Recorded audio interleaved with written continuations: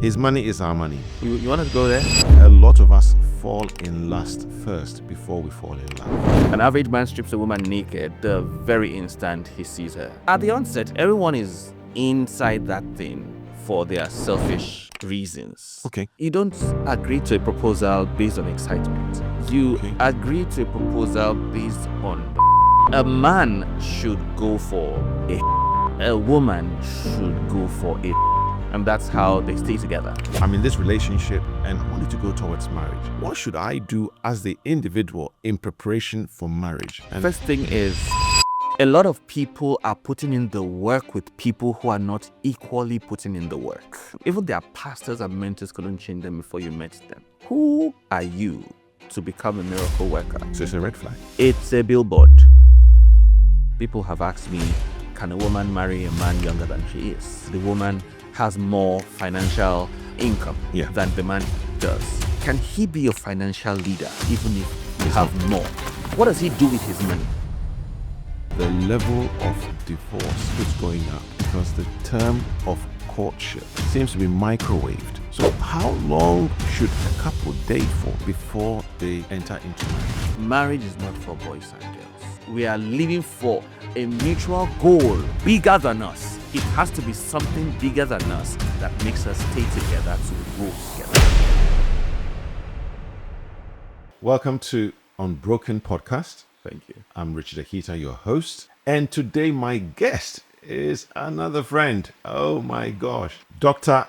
Kelly Daniels, a family advocate and a relationship consultant. My gosh. That is a very loaded title. So, Doc, tell me, Right. should love have a warning with it? Caution will be the word I'd use. Caution. Okay, tell me. Help me understand. Why caution? Everything has got to have its regulatory systemic structure, and nothing just happens. There are ways in which systems must be managed.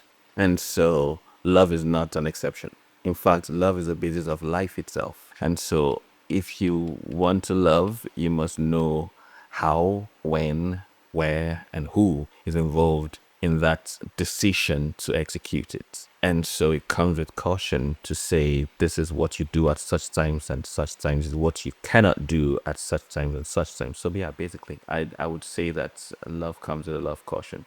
Okay. So as a relationship consultant, let me go down to bringing people together. Okay. I'm not saying you're a matchmaker, but Actually, I'm not. so what should people look out for in terms of, we tend to, I have this theory which I'm bouncing off a few people that I feel a lot of us fall in lust first before we fall in love. Quite true. I would say a lot of people fall into selfishness before selflessness. Okay. I like that. So selfishness before selflessness. Whereas they look out for what profits them first intuitively, and then they see what they feel or think they could sacrifice for. Right. So the first thing a man appreciates about a woman most of the time is the appearance. That's a very selfish. Are we wired that way? So how can you be selfish? Are we not true to ourselves when we walk in that way? Yeah. So that's what I'm saying. A man looks at a woman and is attracted to her not for her intelligence or her tone or her. If he's seeing the woman for the first time, what attracts him is what she looks like. Does she appeal to his eyes? Is it just his eyes or his loins as well? Well, of course, all of that goes through down the spine. You are being a doctor. Please help us understand. It starts with what I see, what you see when you see a woman. The first thing a man wants to know is, what can I do with her? Not how can I relate with her. Right. It's what can I do with her. An average man strips a woman naked the very instant he sees her. Right. Period. Okay. Without dialogue, without whatever else. It's like, oh, this woman would be good for me. I see where I can place her in my head sexually. Okay. Everything else follows. Okay. I like what you're saying. So let me go back to something you've said. I just want us to explore a little bit more. So he's looking at what he can do. How can she satisfy me? Whilst the woman is looking for a relationship. A relationship of of bond and warmth. Right. So how do we bring both of them into a place where the selfishness is part of the initial stages. Yeah, women are also selfish with Okay. with a desire. I mean, being desirous of warmth and bond Okay. for herself. For herself. Yes, Right. using him to achieve that. Oh, so they're both using each other. Exactly my point. That's why I started with the man. At the onset, everyone is inside that thing for their selfish reasons. Okay. Though healthy, I might want to say. Healthy in the sense that they don't mean any harm. But they just want to know what's in this thing for me. Right. And then later on, they get to find out what it will cost them to maintain that thing they're going to get access to. What it will cost them. It's so gonna so, come so with there's a cost element. That's why I talked about caution when we started. Yeah. So you don't think that the warning label should be love and then says warning. I love the electricity ones. The Where it warning says- comes like it's danger. It's But love is how beautiful. it's warning of death. That's how they put it. So I'm thinking, okay, so So how do you merge them? So the woman goes for her bond, the man goes for his pleasure, right. and that's how they stay together because the man is meeting her need and she's meeting the man's need. Okay. Period. Is it sustainable? That in itself is not sustainable. Okay. Love is not sustained by feelings, likeness, or appreciation. Okay. Love is tailored by wisdom. Period. Okay. And wisdom is the rightful application of knowledge gathered. Okay. You're doing the doctor thing. Let me rewind just a little bit and let's see how we can let's go a bit deeper into the man is looking for pleasure, the woman is looking for bonding, relationship. So the two of them, how do we, for those who are listening, what should they look out for? Because in my mind, it feels as though some people want the long haul. So what should they look out for? What red flag should they look for? What signs and how should they prepare themselves to find the right person, if there's anything like the right person? There's no right person.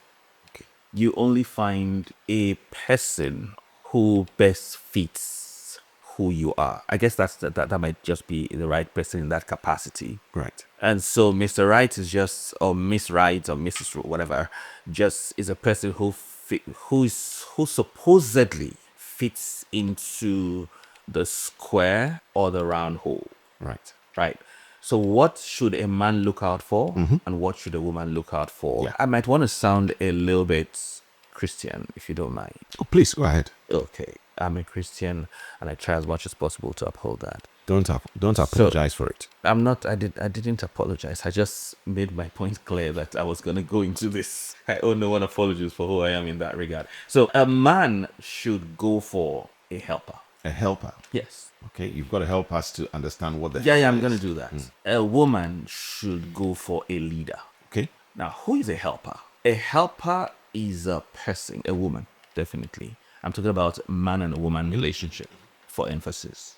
Okay. So a woman is the help of the man. Right. But then what qualifies her to be the help? A helper. A helper is a person who understands herself, her strengths, her weaknesses, her capacity in being the best of herself. Having seen this man and seeing what she has seen, how she has seen herself, she has to have diagnosed who this man is to be able to say, based on what I see, I am coming into your life to be your helper. At the selfish stage, will she be able to deduce all of this during the selfish stage? Not necessarily. That's why they call these things talking stage, right? Talking stages are the points where you get to know the person for who the person perhaps may be. Right. A lot of pretense in that anyway. We'll get into that. But I'm just defining who a helper is. Okay. A helper is a person who makes his life easy based on what she has discovered of her. A lot of women think they can help a man when they've not helped themselves. Okay. So get mastery over yourself. Evolve into a maximally productive being as a woman before you attempt to help a man. Right. Because you're coming into this man's life to add value to his life. And if the value is not exuding from you already, what are you giving to him? And so to be able to know that you can be this man's helper is that you take a clue from knowing who this man is, at least on the average, and see how your life can be integrated into his that's going to make it better. Right. Okay. For a man, so a man should look out for that in a woman. Now, how can a woman know a man who she should be with? She's supposed to look for a leader. Okay. Now, a leader in a man is a person who has gotten a sense of mastery over his purpose and is chasing this purpose in a way that, regardless of the helper, he's still on course Then why does he need a helper? to make the job easier. Okay. Just as the woman needs a leader to navigate whatever strength she has. Women are powerful. That I know. Women are so powerful that they are a force that can almost not be, I don't want to use the word tamed, structured. Okay. It's a man's leadership, therefore, that puts a balance or a check or a structure into the power the woman carries. And that's why women are meant to be submissive. Now, submissive women are not weak. Okay. Submissive women who have discovered their strength and now bring that strength to the feet of the man to say, this is how powerful I am, but I'm giving this to you for us to see a better version of what you are creating for both of us to benefit from. Hey. That's submission. Okay. So submission is not, yes, okay, sir, house chores, taking care of children, Yeah. sit down here. That's something else I don't even want to mention on this table. So it is bringing the power that she has to the man so the man can lead her In the way, in the original plan that he has for himself. So her vision is accomplished in making his vision come to pass. right. Okay. So that's a great way of looking at it. That's why it's called a sub. Sub is under, and anything that sub is carrying something. Right. You get what I'm saying? It's a subwoofer, for example, is the one that projects the sound that we enjoy. But it's not a speaker. It's a woofer. Looks like a speaker, but it's not a speaker. So It's the power of the speaker. So people see the man at the end of the day. But the one who is really carrying the majesty of his persona in maintenance is actually the woman, if she's the right helper. if she's the right helper. Exactly. That's her role. Okay. But our minds not clouded by our initial desire of pleasure? Most definitely. And that's why it takes time to decide to love. It takes time. To decide to love. Love, let me just say this quickly. You don't claim you love someone and you're not married to them. That's literally balderdash. Hold on a minute. But You don't love Go on. you don't love who you want to marry. so who do you love? You love who you are married to. So the one you're dating at the moment or courting at the moment, You are attracted to the person. you're attracted. Yes. It's not love. So when you say I love you, it's because there's no better word to use than that. Okay. So I appreciate you. I appreciate you. I appreciate you. That's the best way to See, say it. once you say I love you, it means I'm not going back because love is unconditional. Right. Okay. Now, if love is unconditional and you've committed before marriage to love a person, it means that whatever things you encounter with the person has got to be a thing you've got to manage for the rest of your life. So prior to marriage, you can see clearly that there are some things that you cannot go ahead with this person with or for. And you've tried your best to see that this person becomes a better version of themselves regarding this area. And nothing is happening. Right. You would not put yourself in that. Okay. You've got to go at some point. So, would you then say that your love is over or you love the person from a distance? Love is a decision you make to hang out for. Forever. That I agree. So you marry who you love. Okay. Thank you for that. But isn't it fair to say that it is at the peak of their love, or in your case, appreciation or attraction, that they propose to each other? It's wrong. That's where people get it wrong most of the time. Okay. Your acceptance to propose to a person or agree to a person's proposal should be at the pinnacle of your mastery over the person. Your mastery over the person, Yes. not yourself. No, you would have dealt with yourself because relationship or love comes from two whole people coming in to complete each other, not compete with each other. So you are Complete or complement? Complement, right? Right. Okay. Sorry, thank you. So it's about me saying, whole, you are whole. Let's complement each other. Let's rub each other's backs. Let's put a shining touch on the polish already on ground. Right. Okay. You see what I'm saying? So that's why you must have, before you agree to a man's proposal, and that's why I have an issue with this flamboyant way of proposing. A lot of work should have been done before then.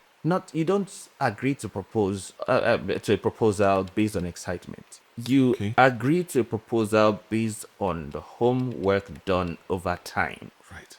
Okay. So the euphoria of that's why more than 80% statistically of those proposals never turn into anything they promised themselves, because that's when the veil really gets to begin to fall. Okay. All right. I like what I'm hearing. So proposals should the elaborate and the flamboyance of these proposals should not happen until you've learned to do your homework. Make sure that I know the person. I've mastered myself. I now have mastered or mastering the person who I'm with, so that they can be a better person. That's okay. On both ends. On both ends. Okay. So are there things that you can share with us on how I've mastered myself? I know my strengths, my weaknesses, or areas of development. I'm in this relationship and I want to make it work. I want it to go towards marriage. What should I do as the individual in preparation for marriage? And first thing is be settled for a lifetime commitment. Be settled for a lifetime commitment. Yes. Okay. Have commitment in mind.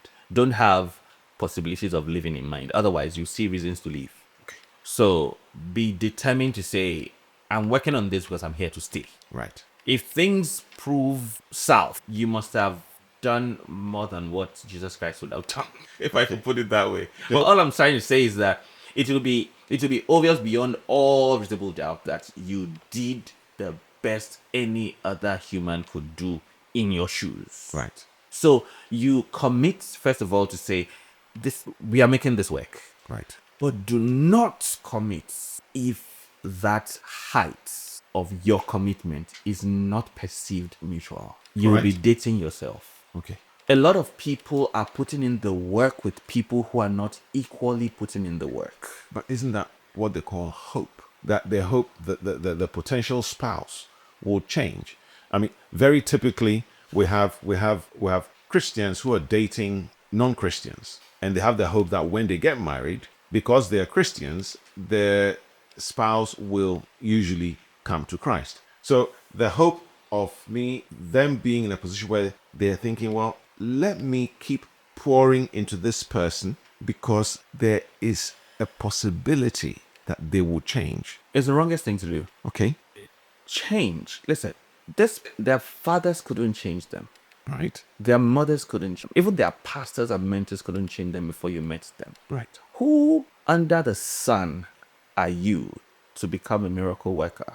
Well, I'm supposed to be their spouse. To change them. You're supposed to be their spouse. Hold on. If we're looking at the woman, the powerful woman, as a helper. as the helper, a helper is usually stronger than the one Most seeking help. definitely. Most definitely. So if this helper comes into your life, shouldn't they be able to change you? You cannot change anyone who doesn't want to change. The word actually to replace change is a word I would want to call teachability. Right. Is this person teachable? Okay. Does this person admit does this person admit that there is an issue on ground? There's a difference between a challenge and a weakness and then what you might call a character. Okay. So you help a weakness, you flee from a character. You help a weakness, but you flee. You empower a character with your help. Yes. So you empower the character. So this is your weakness. You have empower, admitted you empower the weakness. the weakness. And you flee from the character. Character is, this is who he is. Right. This is how he is. Okay. This person doesn't even see anything wrong with what he's doing. Or he expects you to understand that this is who I am. Take me for who I am. That's crap. Right. Excuse my French. It's okay.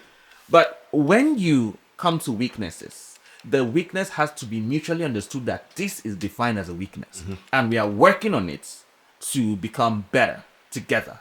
Okay. So when I'm raising issues concerning this matter, you understand I'm doing it from the standpoint of love and not rebuke in monopoly of you or bullying you or doing anything else but love. But Doc, I'm getting a bit confused here. Help me. And sorry, I'm being pedantic. No, that's fine. Bring it on. You said at the courtship stage, Yes. we're either attracted to each other or appreciate one another. Right. So if I am working on helping the other person to empower their weakness, Yes. right, their teachability, I want to help them in that area. Am I doing it in being attracted to them? Am I doing by appreciating them or by being in love with them? Because a helper always sees the end, and that's why she's coming to help, because she sees what you can become. okay, but the helper has to be able to decipher between the two. What is the helper weakness, needs to what's know, character? yes, what is weakness and what is character. It's the weakness that the helper comes to empower to become strength, or stand in the gap just in case this person never changes, really, because you need to marry this person determinants just in case they don't change. I like them like that, complementing what they cannot bring on the table. Right. You get what I'm saying? Okay. That's different from character. Character is the person inside that framework, human framework, that has been molded to a point of no flexibility, No return. no return. At that point, you be like, if this is how you are, I love you enough to excuse you to carry out this personality that you are so cool about. So at that level, will you then encourage whoever's in the relationship? Would you then encourage them that if it's a character issue, it's a red flag, run away? I would say before you call it a character issue and you run away, consider it as a weakness. Wait until the person agrees that it's a weakness. So the person has to admit. The person you're attempting to help or lead has got to admit that this is a weakness they are willing to learn about, and you are seeing their personal consciousness in investing, being tutored. Even before you even came into the picture, you can see that they have seen that this is a lady, a person who, I was about to use a scenario, but a person who always, the scenario, if it was. for example, if I'm dating a lady, and because of my privileged grammatic prowess, I always want to correct her on how to pronounce certain words. First time she responds, second time, by third time, please, let's move on. You know what I meant. You cannot grow that way. Right. That's not a weakness anymore. That's character formation into acceptance, literally. Okay. But if each time I tell her, oh, you should have said, pronounce it like this or that, and it's like, oh, thank you. Can you say it again for me to hear? And I say it and she says it. And the next time she makes a mixture and say, oh, I mean to say, it means she's learning. That's a teachable spirit. Right. So literally at the beginning, at the dating stage, everything you see, you're going to treat as a weakness. No, you don't just call it a character like that. Otherwise, what are you doing there?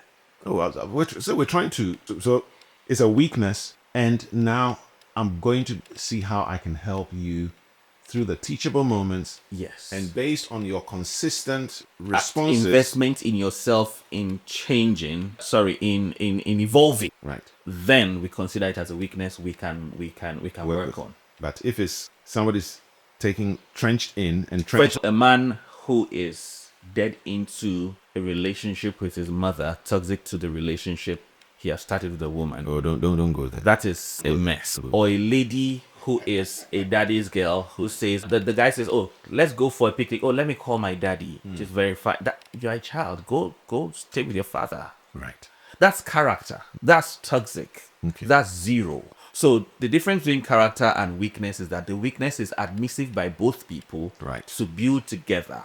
And character is an adamant, part of a person that the new person may or very likely not be able to help to change. Thank you very much. You hit on something, and I said don't go there, but I love how you're explaining this. So even in the relationship at the beginning stage, how are you able to tell that I'm a daddy's girl or I am a mommy's boy?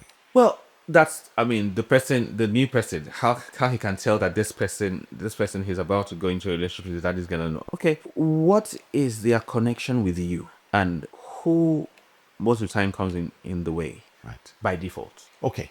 So by default. Okay. By default. Right. If I'm in a relationship with you, and intermittently every now and then I see your father or mother's influence in the decision you're making, I'll begin to think that I am dating them and not you. So it's a red flag.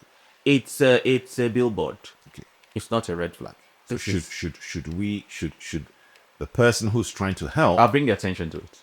Okay. I'll bring your attention to it. Say, hey, we are coming from from different families, and we are about to create our own marriage. God, marriage is not about two families. Marriage is about a family that came from two families, about to build void of control from either families. I like that. Void of control from either family. They can influence, but not control. Okay. But if the influence is now a control from the parents, Now that's a disaster. Or parents or families, in-laws. Okay. Because some people, siblings can ruin their siblings' marriages if they allow them get in control. It's not just parents, siblings too, or family members, in-laws generally. so we've been talking about the relationship, and we've come to a point where we understand that the man looks out for the woman for pleasure, Yes. and the woman looks for bonding, Yes. right? But when they come together, they've got to understand that the man has to be a leader, but the woman has to look out for those characteristics. And the man has to look for the helper in the woman. I would quickly say that the woman, regardless of age, because people have asked me what age should marry what age. Can a woman marry a man younger than she is? And I've said the premise of accepting a man's proposal after all is said and done is that at the end of the day, you can look up to him. Yeah. Every other factor inclusive. If you can look up to him, he can lead you regardless of what you have achieved for yourself. Now, he may have leadership prowess in this area higher than this other area, but on the long run, can you look up to this man? If your answer is yes and is genuine from here, go ahead. Right. But if you look at him as someone who you want to help to become a better man, void of you looking up to him as your leader, you're going to have a problem. You're going to be his mother. You're going to be his auntie. You're going to be his elder sister. You're going to be his matron. And nothing beautiful is going to come out of it, because the day he realizes his manness, manhood, he would exercise his manness or manhood on you. And no matter how healthy that plays out from him, it's going to be toxic to you, because you've already been used to being in charge, in control, in navigating affairs. Okay. Now, that's where the relationship is going to start having cracks on the wall. Right. So, we don't marry a man out of empathy. Oh, if I'm not there, who'll be there for him? Assume that you're not helping this man. Can he lead you to a place? Let's talk about financial capacity. Let's say the woman has more financial income flow than the man does. Can he be your financial leader even if you have more? Now, you say, how can he lead when he has less? I'll tell you. What does he do with his money? How disciplined is he with the kind of income he has? How do you see him working with budgets? Right. What are his spending qualities? What does he see as priority, and what does he see as a thing that he can push forward? Right. These are qualities you should see when you buy a thing with your own money. You should be able to say, hey, you should not have bought that. At least not now.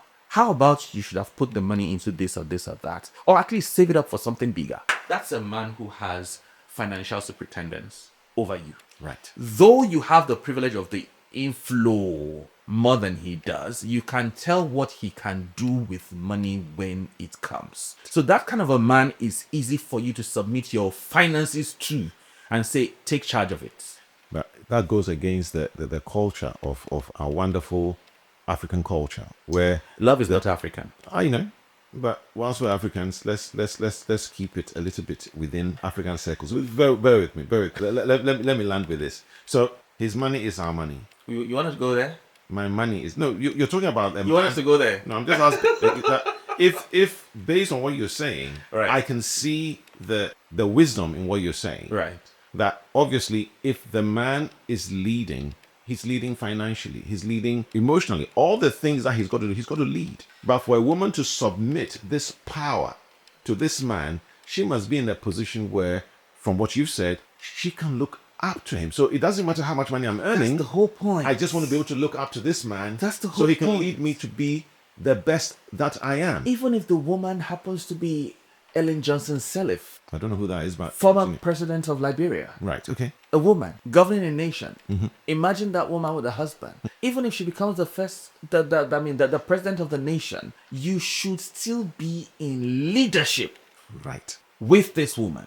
It means that most of her decision making, one way or the other, will be a product of your impact on her life. Right. Your tutelage on her life, your reflection on her life. You are not telling her what to do in policy making for the country, per se, because that's her office. Right. But your leadership over her, even before she became that, should show her what to do. That's you still being in leadership. Thank you. So you're not at Jubilee House in Ghana or Aso Rock in Nigeria, but your impact on her is reflecting on the leadership she has on the nation. Now that's real leadership. Thank you. Now I understand that. Okay. So with this quick, instant relationship, a lot of people tend to get connected on social media and then they start dating. But it appears that the level of divorce keeps going up because the term of courtship or dating seems to be microwaved. So how long should a couple date for before they enter into marriage? That is maximally based on how they have individualistically worked on themselves in maturity. Marriage is not for boys and girls. They are for mature males and females. What is maturity in this context? Is the restriction of discipline in exhibiting the best version of yourself, regardless of the pressure involved in your evolvement. Okay. I like it so much, I'm going to ask you to repeat it. Unfortunately, I may not. Sorry. Because, you see, maturity comes from the you cannot talk about maturity without discipline, and discipline is restraint. Now, discipline in the sense that you want to grow to become whatever, Right. and so you've got to subject yourself to a mechanism against your flesh to become something. Right. When you have that imbibed character and you meet a person who has same, you both have solved 50% of your problems should you agree to be a team. Should you agree to be a team? Because my values may not be your values. Right. So values are also important. Yeah. So the maturity now makes me discover or realize my kind when I meet her. Right. Or her kind when she meets me. Right. Now, based on that, we now discover that I'm not living for myself per se anymore. We are living for a mutual goal bigger than us. And I like that one. It has to be something bigger than us that makes us stay together to grow together. Something bigger. That's where the selfishness begins to dwindle and the selflessness begins to evolve. Wow. Dr. Kelly, I thank you very much. I like what I've heard so far. Thank you. And listeners, if you've enjoyed this conversation, I've been told to say like, subscribe, and share. Share, that's true. But it's been one of the great conversations on Unbroken Podcast. Kelly, I just want to thank you for coming and sharing this vast wisdom with us. God bless you. Amen. God bless you too, sirs.